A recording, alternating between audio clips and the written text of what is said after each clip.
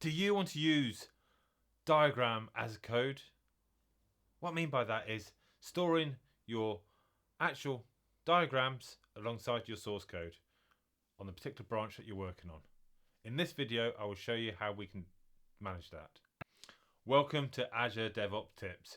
I'm John Morley-Jones, and I'm going to be talking you through how to use a syntax called PlantUML to generate diagrams in a text file which can generate the actual PNG or SVG files as you wish.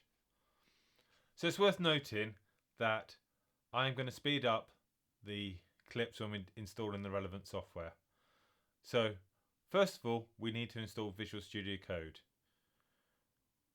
Links to the downloads will be in the description. So let's head over to the computer and run the install. So I'm just getting a warning because I'm running this on a VM within Azure and I'm running as an admin, that's all. So we're just going to step through, straightforward, next. Right, now we have installed Visual Studio Code. I'll show you what that is once we've installed the other bits. Next, we need to install Java. So let's run Java install. Again, links for these downloads are in the description.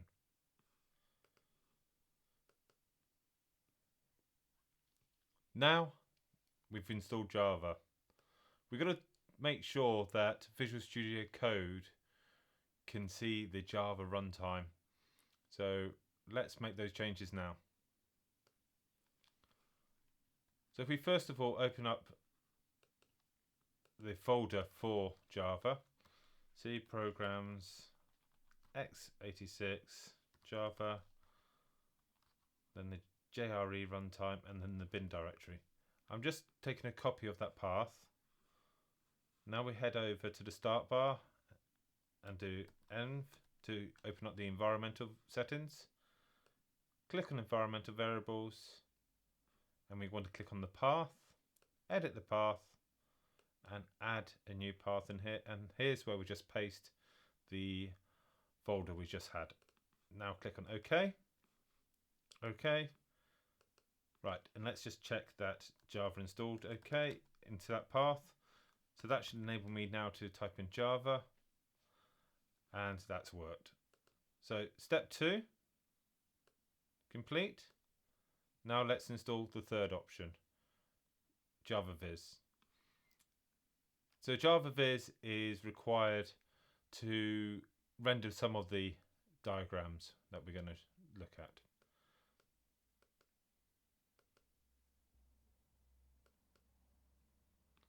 GraphViz fully installed. Now let's open Visual Studio Code. So just went to the start bar, type in VS Code and it opens up. So now we need to install an extension into Visual Studio Code. So head over to extensions, type in PlantUML. This is the PlantUML extension we need, and we install this. Great, that's done. Everything's installed. Now let's create a PlantUML document. So create a new document, Control N, and I'm just going to save this. This enables us then to see the syntax. So PUML. Save that. Now the extension understands that this is a PlantUML document. We start our PlantUML with startUML and we end it with endUML. I'll go through the syntax a little bit in a minute, but if we just say A relates to B or connects to B, and now if we use one of the shortcuts in Visual Studio Code, which is Control-Shift-P, and we want to type in PlantUML preview current document. Oh look, there's a shortcut Alt-D, so that'd be easier. in the future. So do preview, and there we go. We've got a nice diagram on the right hand side which has been created just by these 3 lines of code. So great, we've seen how to install everything we need to generate these diagrams. So let me show you one step further how to actually turn one of these diagrams into something which has got maybe the Azure infrastructure pictures in. So you'd be pleased to know we don't need to install anything else. So what I'm going to do is I'm going to get an example, and then I will talk you through the example so you can understand how to do it yourself. So I'm just going to create a new file again and save it as azure.puml. Paste in this file, and I'm going to press the Alt-D button this time. Or dare I say, the diagram does auto preview for you. So there you have it. We've got a diagram which has got a nice icon for Azure DevOps, got a diagram from the repo, diagram for the pipeline, and a diagram for the artifacts. So you may wonder, how does it all do this? So let's get rid of this sidebar and move that to one side. So the first main bit is this line here. So thankfully someone has created us a library which we can reuse. So let's head over to GitHub and have a look at it. So we're in GitHub, and this is the Azure PlantUML repo which has got Azure icons. There are others out there, and I will include those in the links below to enable you to do AWS diagrams, for example.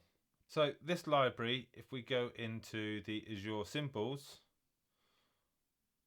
has got reference to all these different icons for us to include in our documents. So I suggest you may want to head over there and have a look yourself. So the first line is giving us a URL pointer over to that folder in GitHub, which is the distribution folder. Then the next lines is reusing this reference down here and pointing to, for example, Azure Common. Then pointing to the Azure Artifacts PUML. So each one of these files has the definition then for the symbols that we want to look at and display in our document. Then moving down to the next part, we then put in this case, Azure DevOps. So if we head back to the symbols and just do a search for Azure DevOps.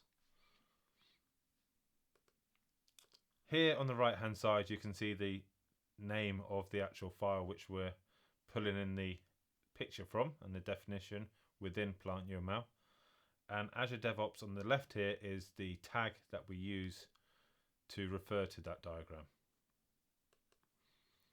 So we say Azure DevOps.